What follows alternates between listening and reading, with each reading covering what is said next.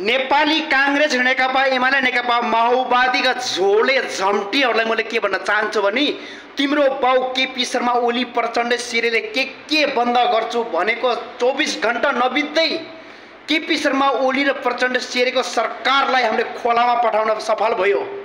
त्यसपछि जताततैबाट football team cricketer team भाइ बहिनीहरूले नेपाललाई कति इज्जत राखिदिएको छ, कति इज्जत राखेको छ। मैले त पहिल्यै भनेको यिनीहरूलाई पहिल्यै फाल्न सकेको भएदेखि पहिल्यै विजय हासिल प्राप्त गर्ने यी पापी अपराधीहरू।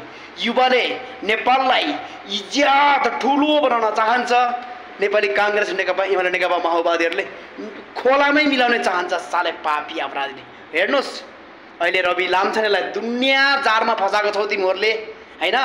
कताबाट रवि लामछानेलाई फसाउने होला, कताबाट रवि लामछानेलाई जाग्ने होला, के को निहुमा जाग्ने होला भनेर तिमीहरू जुन लागि परेको छ नि, तिमीहरूले जाँड पनि उखाल्न सक्दैन। रवि लामछानेको जाँड उखाल्न सक्दैनौ।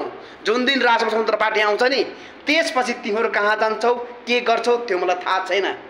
तर देश र जनताको लागि आवाज उठाउने रवि लामछाने हुन्।